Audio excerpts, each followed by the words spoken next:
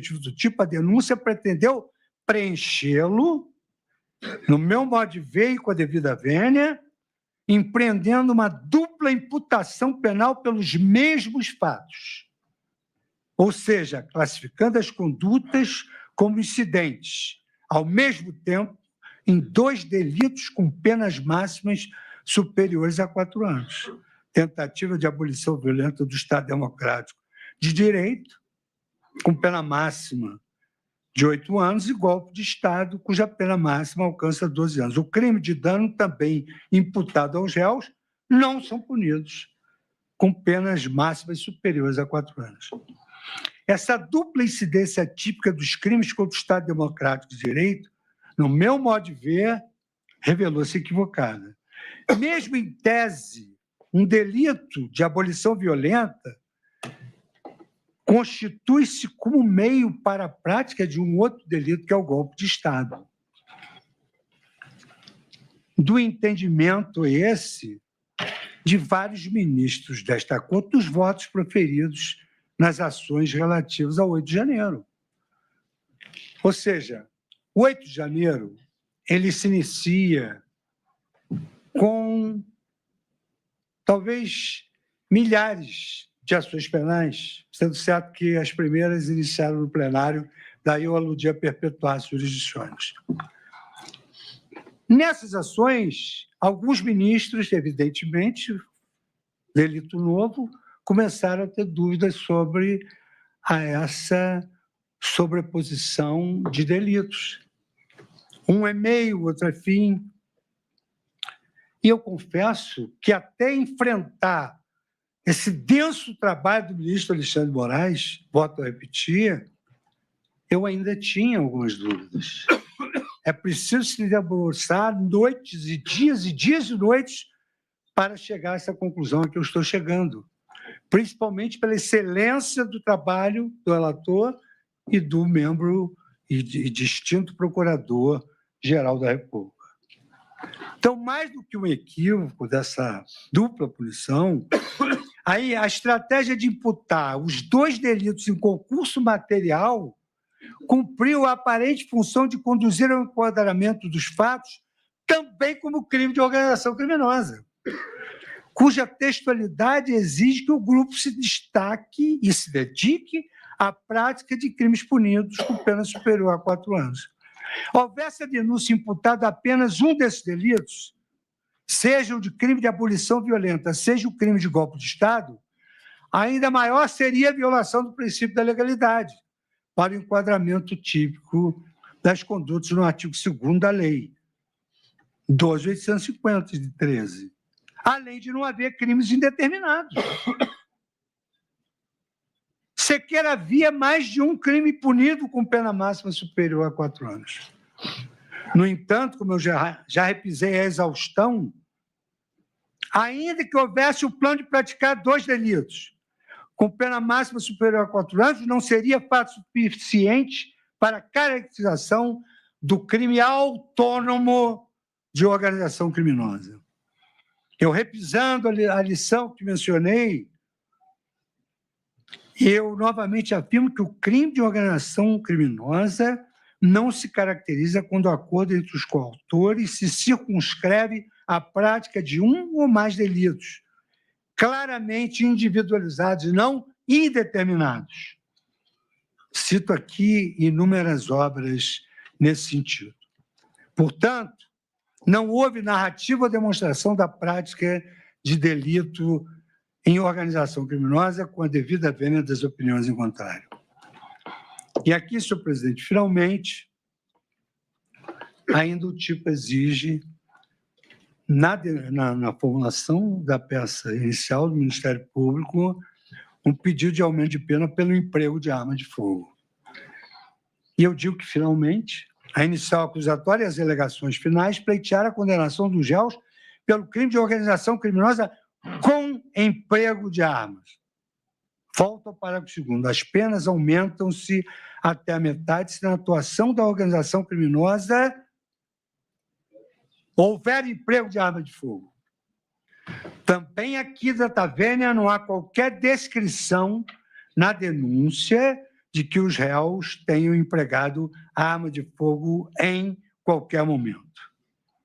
O fato de haver militares entre os denunciados ou pessoas detentoras por lei do direito ao porte de arma de fogo não atrai por si só a incidência da majorante, conforme pacífica doutrina do tema que antes eu mencionei. As alegações finais contêm uma única alusão à arma de fogo, que não guarda relação alguma com os supostos membros da organização criminosa. Trata-se do trecho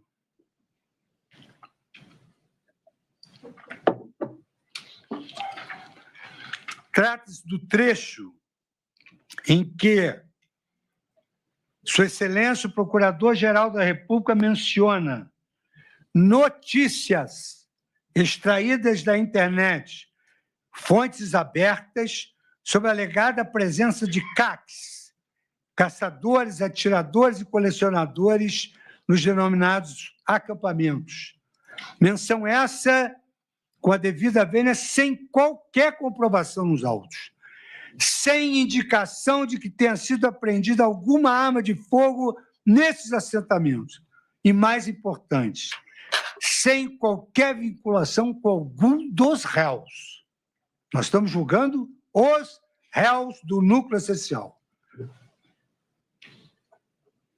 Conforme tive a oportunidade de aludir nas premissas teóricas, doutrina e jurisprudência são uníssonas, no sentido de que, para a incidência dessa majorante, o integrante da organização criminosa deve utilizar efetivamente a arma de fogo para a prática de infrações penais destinadas a oferir vantagem ilícita. De modo que não basta que algum integrante seja portador de arma de fogo, fazendo-se necessário que a arma seja efetivamente utilizada pela organização criminosa em sua atividade fim. E aí eu faço a rememoração de vários autores que eu aqui citei. Fico nesse particular, com Guilherme de Souza Nunes, quando trata na 4ª edição da Organização Criminosa pela Editora Forense 2020, página 25. Portanto, caberia à acusação, no meu modo de ver, o dever de descrever em qual situação os réus, na atuação da organização criminosa, efetivamente empregaram alguma arma de fogo, o que manifestamente, com a devida vênia, não restou descrito pelo Ministério Público. Eu tenho de analisar aquilo que foi descrito pelo Ministério Público e não ilações que eu possa tirar dos fatos. Considerando que a denúncia não indicou a presença dos elementares do crime de organização criminosa, tampouco o efetivo emprego de arma de fogo na sua atuação, parágrafo 2º, é imperioso que se julgue improcedente a ação penal relativamente ao crime de organização criminosa, porque esse crime não preenche a tipicidade à luz de tudo quanto eu aqui afirmei e por não se verificar presentes os elementos do tipo penal. Eu, nesse sentido, eu cito a ação penal 932, que assim dispôs: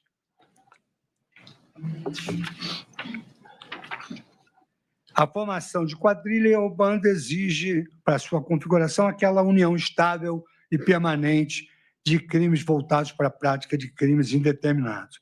Ação penal 932, embargos infringentes, extinção da punibilidade pela prescrição máxima aplicável em tese, provimento dos embargos, inexistência de elementos suficientes que demonstram a formação deliberada de uma entidade autônoma e estável dotada de desígnios próprios destinada à prática de crimes indeterminados.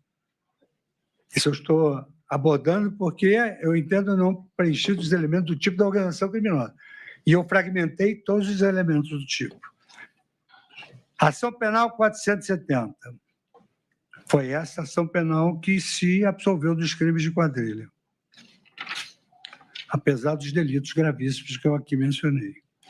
Inexistência de elementos suficientes que demonstrem a formação deliberada de uma formação deliberada, autônoma e estável, dotada de desígnios próprios destinada à prática de crimes. Ação Penal 470, embargos infringentes, 500 embargos infringentes. Tribunal Pleno julgado em 2014. A não caracterização do crime de quadrilha, ponto, inexistência de elementos suficientes que demonstrem a formação deliberada de uma entidade autônoma e estável dotada de desígnios próprios, bem como destinada à prática de crimes indeterminados. Ação Penal 470, 10 embargos infringentes.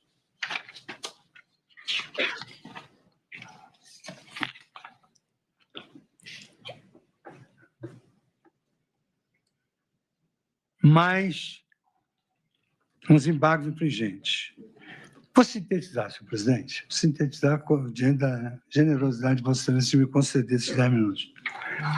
A acusação, em síntese, ela, com a devida vênia, não indicou que os réus teriam se reunido para a prática de crimes indeterminados ou de uma série indeterminada de delitos, elemento necessário para a caracterização do crime de organização criminosa. Ação Penal 470, embargos infringentes. 2. O agrupamento de pessoas para a prática de delitos determinados na área da denúncia não configura um crime autônomo, mas, em tese, concurso de pessoas, na esteira da firme jurisprudência desta Corte, generalizadamente, de todos os tribunais do país, além do absoluto consenso doutrinário. 3. A acusação não narrou a prática de uma pluralidade de crimes punidos com pena máxima superior a 4 anos, elemento objetivo do tipo de organização criminosa, tendo em vista que os crimes de dano narrados inicial são punidos com pena máxima de 3 anos. 4. A acusação de que as condutas caracterizariam, ao mesmo tempo, 2 crimes, o delito de tentativa de abolição violenta do Estado Democrático de Direito e o crime de golpe de Estado, que já gerou dúvidas no Pleno, no intuito de permitir a configuração em tese do delito de organização criminosa, revela-se equivocada por 2 razões. O concurso material entre os 2 tipos penal vem sendo rejeitado por vários ministros da Corte, desde o julgamento no plenário do tribunal. Cito os votos, me incluo neles, ao entendimento de que tais atos configuram em tese apenas um crime. B. Ainda que se pudesse aplicar o concurso de delitos, restaria inequívoco que, na narrativa da denúncia, o único objetivo do grupo seria, em tese, a prática dessas, em tese, a prática, que eu vou passar a prova dos autos, a prática dessas específicas infrações penais, faltando o requisito da série indeterminada de crimes. E, quinto, a demora dos réus na fase de cogitação dos atos preparatórios e do planejamento não corresponde aos elementos de estabilidade e permanência. Sexto, somente se caracteriza a estabilidade e a permanência se houver prova de que os réus têm, por fim, permanecer associados para a prática de novos crimes por tempo indeterminado, mesmo depois da execução dos delitos eventualmente planejados, o que manifestamente não foi narrado, nem demonstrado no caso dos autos, também descaracterizando a tipificação. E sétimo, por último, o pedido de aumento da pena relacionado ao emprego de arma de fogo na atuação da suposta organização criminosa não encontra qualquer fundamento na denúncia ou nas alegações finais, inexistindo mínima descrição ou demonstração de que, ao menos, algum dos réus tenha efetivamente empregado arma de fogo. Por todo o exposto, Suas Excelências, senhores ministros, excelentíssimo senhor Procurador-Geral da República, com as vênias dos que se manifestaram em sentido contrário, e sem prejuízo da análise individualizada das condutas imputadas a cada um dos réus, eu julgo manifesta a ausência de correspondência entre as condutas narradas na inicial e o tipo penal do artigo 2º, parágrafo 2º da Lei 12.850, o que não permite outro caminho senão o de julgar improcedente a acusação no que tange à imputação do crime de organização criminosa. Senhor presidente, eu agradeço muitíssimo esse intervalo, vou prosseguir, como Vossa Excelência determinar. Vossa Excelência precisaria de quanto tempo de intervalo para depois concluir o voto? Rapidamente, senhor presidente. Pois não, 10 minutos seria suficiente? Muito suficiente. É? Então, fica suspensa a sessão pelo prazo de 10 minutos.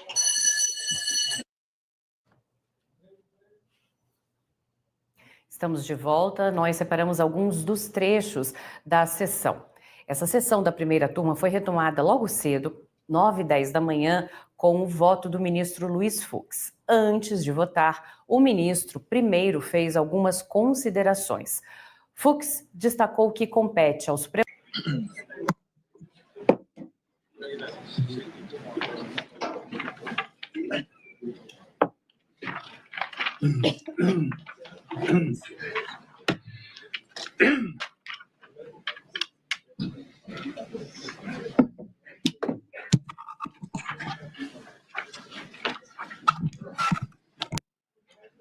Renovando meus agradecimentos a Vossa Excelência, passo agora às premissas teóricas de um outro crime imputado, que é o delito de dano. Dano qualificado, artigo 163, parágrafo único 134 do Código Penal, e dano a bem tombado, que veio a ser encartado na Lei de Crimes Ambientais, que pode parecer anômalo quando eu falar em ambiental, mas é porque o dano de bem tombado veio previsto nessa lei.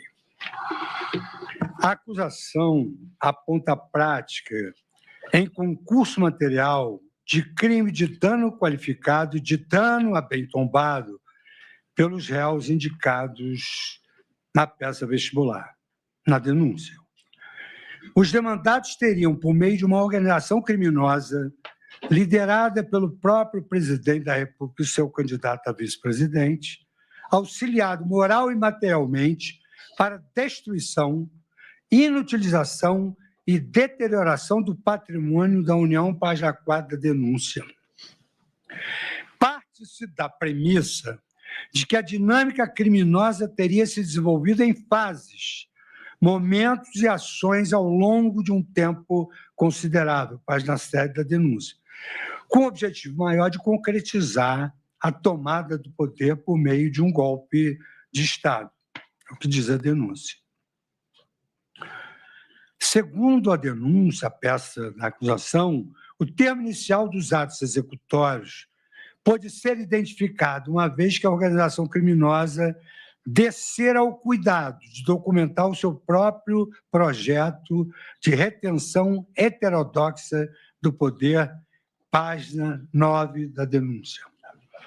Especificamente em relação aos danos ocorridos em 8 de janeiro de 2023, fato público e notório, o episódio foi fomentado e facilitado, segundo a denúncia, pela organização denunciada que, assim, por mais essa causa, deve ser responsabilizada por promover atos atentatórios à ordem democrática, com vistas a romper a ordem constitucional, impedir o funcionamento dos poderes em rebeldia contra o Estado de Direito democrático. A violência cometida gerou prejuízos de larga monta estimados em mais de 20 milhões de reais. Assim, os danos ocorridos em 8 de janeiro de 2023 teriam, segundo a acusação, decorrido de uma dinâmica criminosa iniciada em 2021, cujo objetivo seria a tomada do poder, o que, embora não tenha se verificado, originou um milionário prejuízo material para o poder público. Antes de se adentrar à análise individualizada da conduta praticada por cada um dos demandados em relação aos crimes de dano qualificado e de dano a bem tombado, torna-se imprescindível tecer alguns comentários acerca desse crime e da própria doutrina e jurisprudência sobre ele. Daí premissas teóricas a serem aplicadas aos fatos concretos. Artigo 63. Destruir, inutilizar ou deteriorar coisa alheia. Pena de detenção de 1 a 6 meses, ou multa. Na peça da denúncia, atribui-se aos réus a prática do crime de dano na sua forma qualificada, em virtude da ocorrência de violência à pessoa, grave ameaça contra o patrimônio da União e com prejuízo considerável para a vítima. A hipótese descrita na denúncia se encaixa no artigo 163, parágrafo único, incisos 1, 3 e 4 do Código Penal, verbos. Dano qualificado, parágrafo único. Se o crime é cometido com violência à pessoa, grave ameaça. 3, contra o patrimônio da União. 4, o motivo egoísta ou com prejuízo considerável para a vítima. Detenção de 3 meses até 3 anos e multa, além da pena correspondente à violência. Por seu turno, o artigo 62, inciso 1 da Lei 9605, que trata exatamente do meio ambiente, ela dispõe no artigo 62, destruir, inutilizar ou deteriorar. Bem especialmente protegido pela lei, arquivo, registro, etc. Parágrafo, pena, reclusão de 1 a 3 anos e multa. Parágrafo único, se o crime for culposo, a pena de 6 meses a 1 ano de detenção, sem prejuízo da multa. Aqui vêm as premissas teóricas. Conforme predica o artigo 167 do Código Penal, o dano simples é movido por ação penal privada, bem como na hipótese do artigo 164 e 163, parágrafo único, inciso 4 do referido do Código, também se procede mediante queixa. Já nas demais hipóteses de dano qualificado, a ação penal será pública incondicionada, haja vista que o interesse transcende o indivíduo. Por seu turno, o artigo 24, parágrafo 2º do Código de Processo Penal preconiza que, seja qual for o crime, quando praticado em detrimento do patrimônio ou do interesse da União, do Estado ou município, a ação penal será pública. Dessa forma, quando a lesão for, tal como no caso dos autos, entrevista como um ataque a bens jurídicos de maior relevância social, como aquele capaz de atingir o patrimônio público ou bens que são atingidos com violência ou grave ameaça, a persecução criminal competirá ao Ministério Público, independentemente da vontade da vítima. O objeto da proteção não se resume ao bem físico, mas abrange também sua utilidade, valor e o próprio direito de propriedade. Por isso que, nessa perspectiva, o quanto do dano sofrido pelo sujeito passivo produz impacto para tornar o ilícito qualificado. Sob outro enfoque, o crime de dano exige um resultado material, uma efetiva lesão ao bem público. Ao utilizar os verbos destruir, inutilizar ou deteriorar, o legislador demonstra que a tipicidade do delito exige um resultado material, ou seja, uma alteração negativa no estado da coisa. No que diz respeito ao elemento subjetivo, a sua consumação reclama ânimos doloso. A vontade na definição de Aníbal Bruno, que é o movimento psíquico dirigido a um fim, que depois, posteriormente, foi evoluído pela teoria de Wells na teoria finalista. A sua configuração depende da intenção deliberada do agente lesar o patrimônio alheio. No mesmo sentido, citando mais uma vez Hungria, afirma que o crime de dano só é punível a título de dolo. O dano culposo, como já foi acentuado, não ultrapassa a órbita do ilícito civil. Aqui, então, eu menciono e faço uma digressão sobre a teoria finalista, que é o objetivo, o fim visado pelo autor quando age. Teoria finalista da ação. E aqui eu tenho a honra e a emoção de citar o meu velho professor Heleno Fragoso, que era um homem independente, que entendo ser a maior qualidade de qualquer homem que atue na órbita jurídica. O professor Heleno Fragoso, conhecido no mundo inteiro, afirmava que não há forma culposa no dano. Se o prejuízo for resultado de negligência, imprudência ou imperícia, a conduta do agente será atípica do ponto de vista penal, embora possa gerar a obrigação de indenizar o lesado na esfera civil. Uma exceção inusitada a essa regra é a Lei 9.605, que, ao disciplinar o crime de dano a bem tombado, também prevê pena para a modalidade culposa. Esse preceito não se aplica, contudo, ao crime de dano qualificado indicado no Código Penal.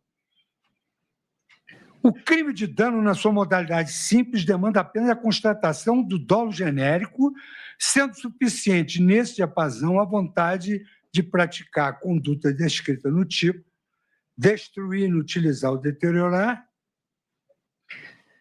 Porém, o crime de dano qualificado exige o dolo específico, como a violência à pessoa ou grave ameaça para impedir que ela resista.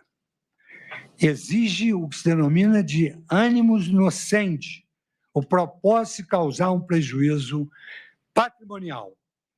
Nesses casos, a finalidade do agente, embora não se confunda com o tipo penal em si, agrava a conduta.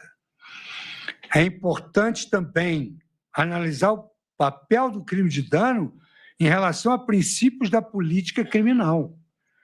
Um deles é o da subsidiariedade. De acordo com esse princípio, um delito só pode ser considerado se não houver um crime mais grave que o absorva.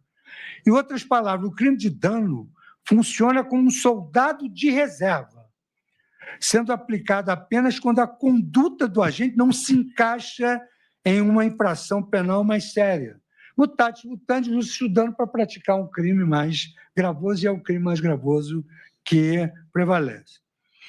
Nesse segmento, se o dano qualificado for cometido com o propósito de viabilizar um crime mais grave, é este o último que deve ser considerado, e não o delito de dano, mesmo quando qualificado. Nas palavras de Nelson Hungria, desde que o dano deixa de ser um fim em si mesmo, passando a ser meio de outro crime, perde a sua autonomia, apresentando-se a unidade jurídica de um crime complexo ou progressivo. O crime de dano é, assim, um delito de caráter subsidiário, portanto, só é aplicado se a conduta não configurar um crime mais grave. Com o mesmo entendimento, o saudoso professor e colega de congregação Heleno Cláudio Fragoso assentava: frequentemente é o dano meio ou consequência de outro crime, caso em que será sempre absorvido por ele. Por exemplo, a destruição de uma cerca para invadir uma propriedade pode configurar o crime de violação de domicílio, crime mais grave do que o dano, porque a finalidade do agente não era o dano.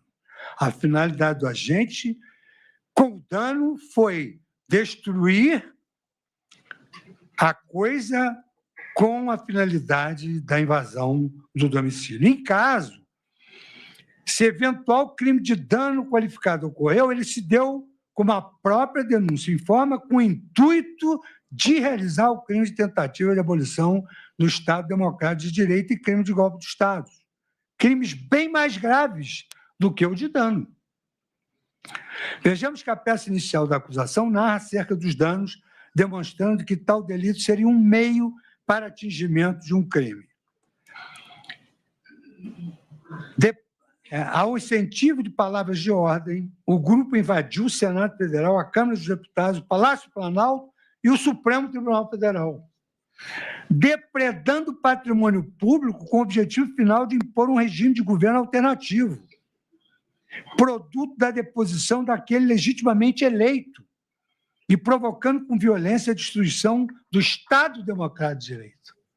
Promovendo a destruição do Estado Democrático de Direito. Percebe-se, portanto, que a linha de argumentação da acusação é a de que a destruição ocorreu com o objetivo maior de tomada do poder, e não para que a União tivesse o expressivo prejuízo material. A peça da denúncia, em especial na página 28, menciona, por exemplo, a prática do crime de dano qualificado e de dano a bem tombado, ao narrar os fatos que teriam culminado na cogitada tentativa de golpe do Estado e de abolição do Estado de Direito.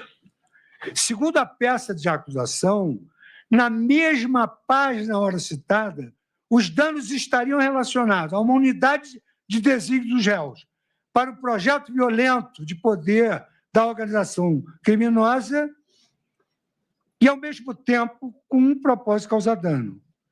Os danos não seriam, assim, na narrativa da acusação, um fim em si mesmo, mas um meio para praticar outros crimes mais graves, a destruição do Estado democrático e de direito. O princípio da subsidiariedade impõe essa sistemática na interpretação e aplicação do direito penal.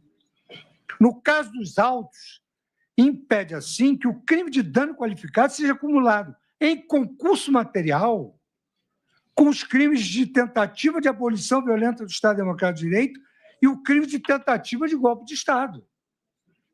A análise prática do tipo descrito como dano qualificado exige do julgador que olhe para além do mero fato de destruir, compreendendo as nuances da intenção do agente, o bem atingido e a relevância social da ação. Havendo a intenção de cometimento de outro crime mais grave por meio da destruição, o crime de dano, evidentemente, cede lugar para o delito de maior gravidade. A avaliação dos fatos também deve ser feita sob a ótica da autoria mediata. O crime de dano qualificado pode ser praticado por meio desse conceito que se aplica a crimes comuns, ou seja, aqueles que podem ser cometidos por qualquer pessoa. A teoria penal não exige que o autor seja o executor direto da destruição, mas que ele tenha o domínio final do fato, ou seja, a capacidade de controlar a sua realização. A aplicação desse conceito é de grande importância, pois permite responsabilizar o verdadeiro mentor do crime, evitando a impunidade. A autoria imediata é um conceito fundamental na teoria do delito. Para que o crime de dano qualificado ocorra sob o influxo da autoria imediata, aí, o detalhe, é necessário que o autor imediato exerça um controle sobre a vontade do executor, de modo que este atue como uma ferramenta sem discernimento à liberdade. Ele é uma ferramenta na mão de quem controla a execução do crime. Esse controle pode se manifestar de várias formas. Em todas elas, o controlador será o responsável pelo crime. Os principais casos em que isso ocorre são utilização do autor imediato como instrumento inimputável. O autor imediato se utiliza de uma pessoa que não pode ser responsabilizada criminalmente como um menor de 18 anos ou um indivíduo com doença mental. Isso acontece todo dia no Brasil, se atribui o cometimento do ilícito ao menor que vai cumprir uma sanção de menos importância e, o que é pior, volta a delinquir. Ou então o autor utiliza o autor imediato, a utilização do autor imediato pelo autor imediato, ele o faz como instrumento que atua sem dolo ou culpa. O autor imediato se vale de uma pessoa que não age com a intenção de cometer o crime, mas acaba por fazê-lo em razão de erro do tipo ou de coação moral irresistível. Em caso, os vândalos que destruíram bens de inestimável valor para a República, incluindo os bens tombados, não eram, em sua maioria, inimputáveis. Também não agiram em erro de tipo. Erro de tipo. Será que alguém que danificou o patrimônio público acreditava que sua conduta era lícita? Será que alguém ali imaginou que a conduta era lícita? Ou será que praticou aquilo por coação moral irresistível? Qual teria sido a ameaça concreta do suposto autor imediato? Reconhecer a autoria imediata na hipótese dos autos seria uma postura excessivamente paternalista e aniquiladora da autonomia e da vontade dos criminosos que destruíram o patrimônio público. Essa análise partiria da premissa equivocada de que os indivíduos que causaram a destruição e a baderna não tinham qualquer autonomia ou a mínima noção de que estavam cometendo crimes. Essa percepção não corresponde à realidade, não se sustenta diante do conceito do homem médio. Como regra, o crime de dano exige ação. Os verbos do tipo penal são destruir, inutilizar e deteriorar, o que reclama uma ação física direta por parte do autor para que o resultado ocorra. A responsabilidade criminal por omissão só é aceita quando a lei prevê expressamente ou quando o agente tem o dever legal de agir para evitar o resultado. Apesar disso, é possível cogitar, em casos muito específicos, que o dano tenha decorrido de uma omissão deliberada. No entanto, a imputação da responsabilidade pelo crime de dano em razão de eventual omissão é algo que não pode ser generalizado. Nas palavras de Aníbal Bruno, a omissão relevante para o direito penal é a que consiste em omitir o cumprimento de um dever jurídico.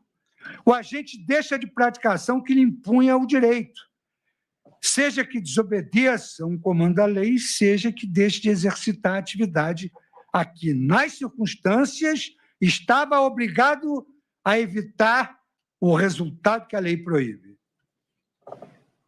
Agora, chama atenção para esse aspecto que eu atentei. No caso em questão, não há nenhuma prova de que algum dos réus tinha o dever específico de agir para impedir os danos causados pela multidão em 8 de janeiro de 2023. Nesse sentido, a teoria jurídica estabelece que a omissão não se configura apenas pela ausência da ação, mas pela ausência de ação capaz de impedir o resultado do crime. Isso deve ser um dever jurídico específico, não apenas uma obrigação moral genérica. Não há prova nos autos de que os réus tenham ordenado a destruição e depois se omitido. Pelo contrário, há evidências de que, assim que a destruição começou, um dos réus tomou medidas para evitar que o edifício do Supremo fosse invadido pelos vândalos. O que eu atestei pela prova dos autos, que o réu Anderson Torres assim agiu. Outro ponto a ser abordado é a relação entre o crime de dano previsto no Código Penal e na Lei de Crimes Ambientais. A denúncia da Procuradoria-Geral da República pede a condenação dos réus por dano qualificado do Código Penal e dano a bem tombado, na Lei 9.605 ambiental, em concurso material. Dano qualificado e dano a bem tombado. O crime de dano qualificado previsto no Código Penal tem pena de detenção, como eu disse, de 6 a 3 anos, mais multa. Já o crime de bem tombado, descrito na lei ambiental, prevê pena de reclusão de 1 a 3 anos mais multa.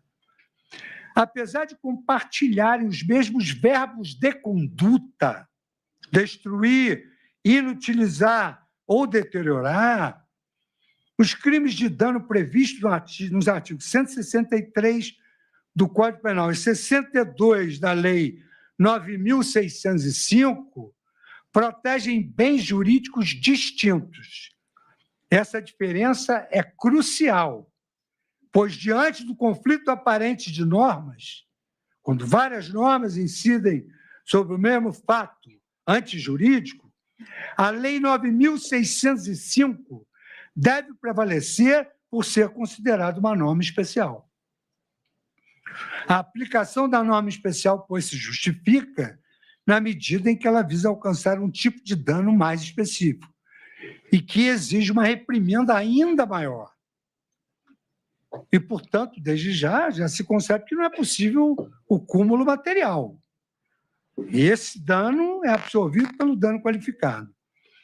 Para compreender essa relação, é fundamental aplicar o princípio da especialidade, um dos mais relevantes princípios da política criminal no Brasil. Conforme esse princípio, a lei especial sempre prevalece sobre a lei geral, resolvendo assim o aparente conflito de normas que incidem sobre o mesmo fato. O artigo 62 da Lei Ambiental é um tipo penal especial, enquanto o artigo 163 do Código Penal é uma lei geral. A especialidade, nesse caso, não decorre apenas do fato de a lei ser extravagante ao Código Penal, mas principalmente da qualidade do bem protegido, um bem tombado. Não foi qualquer dano, foi um dano a um bem tombado, que se configura não apenas como público, mas como parte integrante do patrimônio cultural.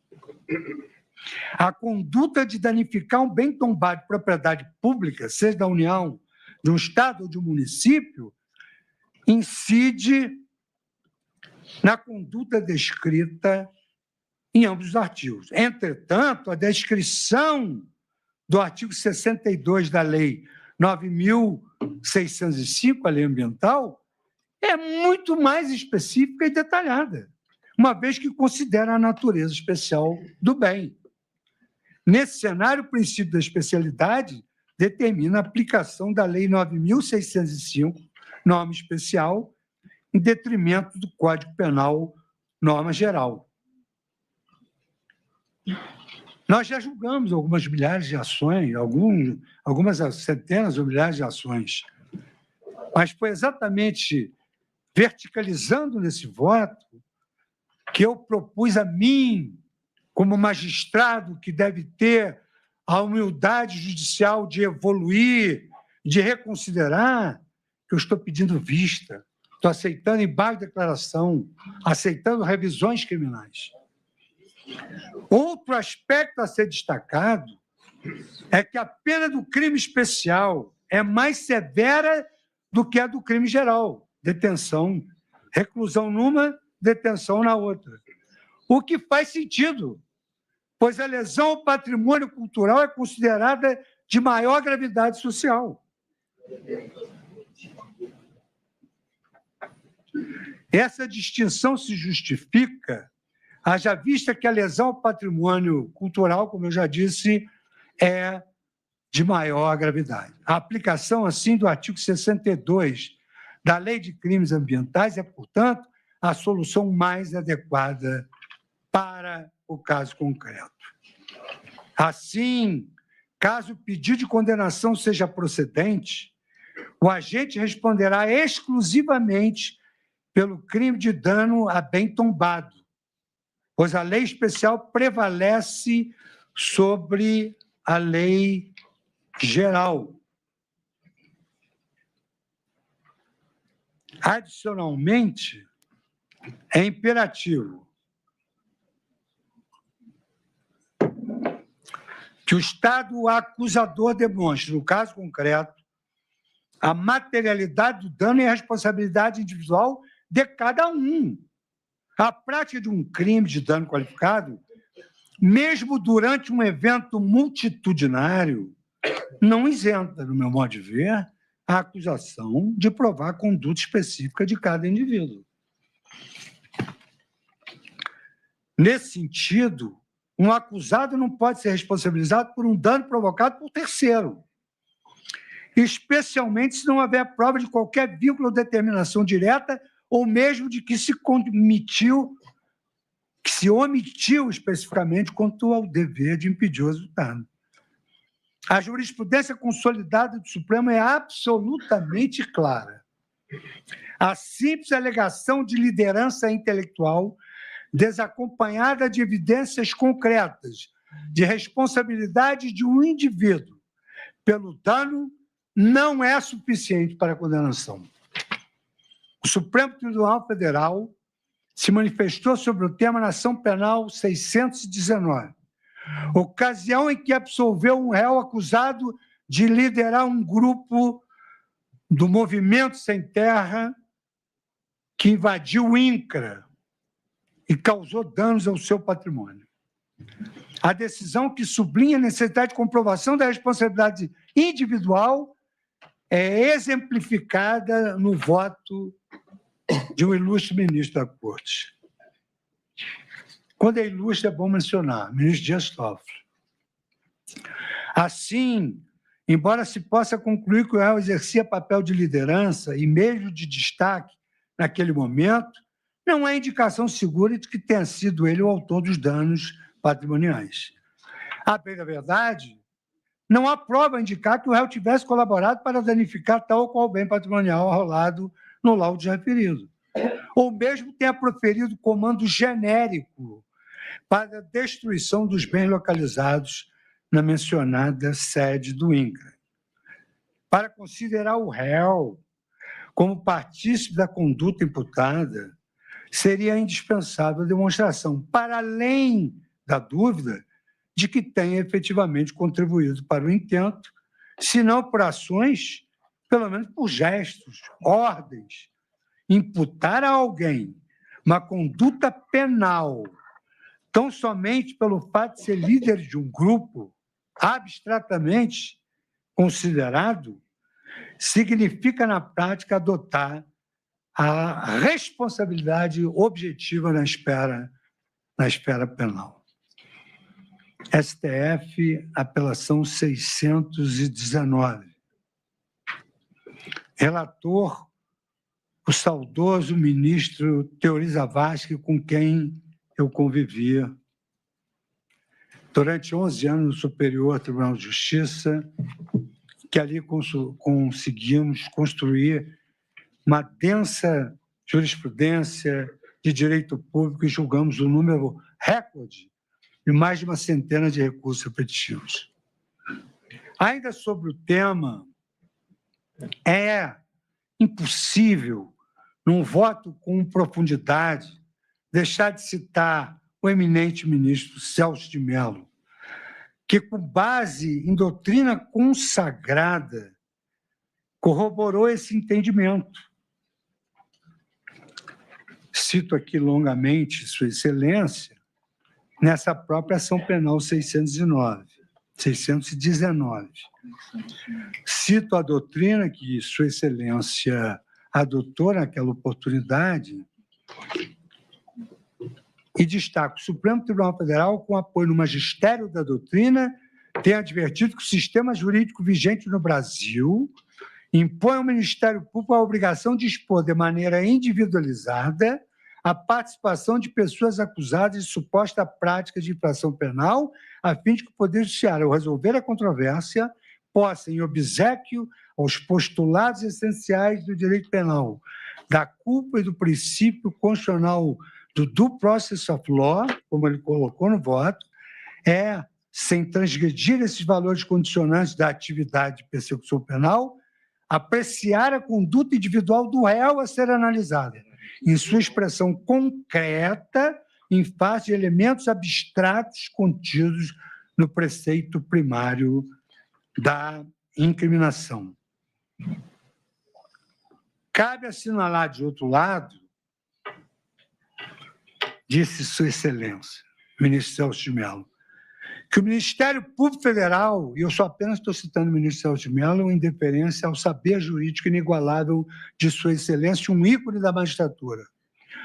Cabe assinalar, de outro lado, que o Ministério Público Federal, além de não haver demonstrado, acima de qualquer dúvida razoável, alegada participação do réu na prática da infração penal ora exame, sequer identificou na espécie a inequívoca intenção dolosa de destruir, inutilizar ou danificar, naquele caso, não se podendo inferir ainda do comportamento imputado ao acusado, vale dizer, a presença do ânimo inocente.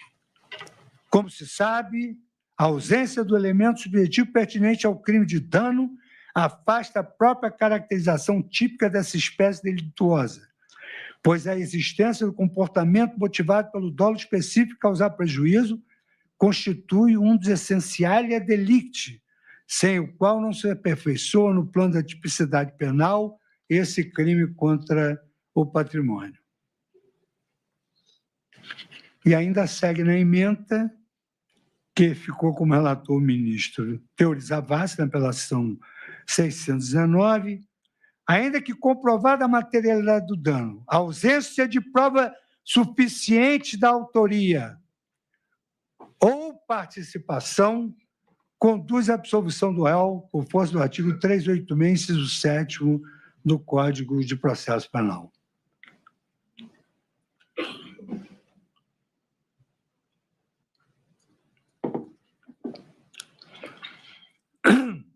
A análise da jurisprudência do Supremo Tribunal Federal demonstra que, mesmo havendo prova de liderança em atos de vandalismo como esse, não se presume a responsabilidade automática do líder pelo crime de dano qualificado. Diante da ausência da individualização das condutas, da falta de prova do prejuízo específico causado por cada réu, a responsabilização é absolutamente inviável. Conforme o princípio da intranscendência da sanção, não é cabível uma responsabilidade solidária em condenação penal. Ademais, não se admite a responsabilidade objetiva nesse contexto. Ela resultaria em uma presunção de participação no evento danoso sem qualquer prova concreta ou determinação minimamente individualizada. O desconhecimento sobre o que cada réu supostamente danificou, ainda que indiretamente, inviabiliza a aferição das causas de qualificação do crime. Como atribuir a um réu a qualificadora de prejuízo considerável se não é possível determinar por qual ou quais danos ele deverá responder? Eu tive a oportunidade de manter essa coerência quando julguei o caso de uma senhora que, por impulso da multidão, participou de uma movimentação. O laudo pericial concluiu que ela não invadiu nenhum prédio, rastreado o telefone dela e do marido, não se encontrou prova nenhuma, e eu então a enquadrei pelo dano que ela causou, ainda que mínimo, num bem tombado. Mas só nisso. O contexto de um evento multitudinário, embora dispense um detalhado, exagerado exame da conduta de cada réu, ele não desobriga o órgão acusatório em estabelecer um leme mínimo entre caso da acusada e o ato ilícito. E esse vínculo não foi demonstrado. Não se pode reconhecer a responsabilidade solidária de todos os componentes do grupo aos danos ocorridos em 8 de janeiro de 2023. E não estamos tratando dos aloprados do século XXI. No século anterior, apareceu uma montanha de dinheiro que foi recolhida por aloprados. Não se sabe a autoria, não se sabe o destino do processo. Os black blocs invadiram o Rio e São Paulo. Foram absolvidos. Não se pode reconhecer uma responsabilidade solidária por todos os danos ocorridos em 8 de janeiro de 2023. E não estamos tratando dessas pessoas que eu mencionei. Tal postura equivaleria a uma inaceitável aplicação da teoria do risco integral em desfavor dos réus em uma ação penal, o que carece na literatura jurídica e na jurisprudência da Corte de beneplácito. Eu cito aqui um habeas corpus da relatoria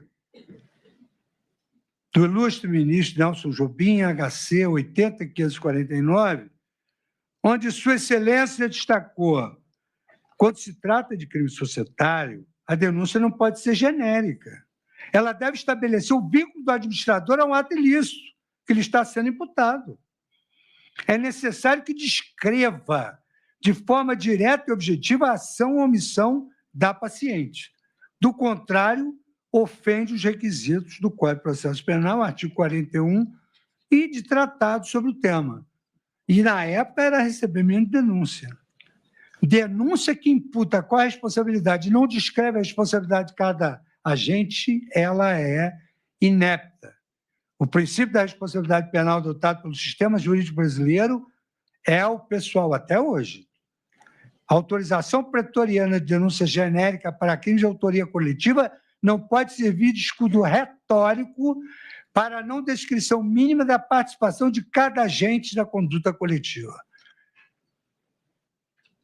Ementa da ação penal no mesmo sentido da primeira turma da relatoria do também insigne ministro César Peluso, em julgamento de 21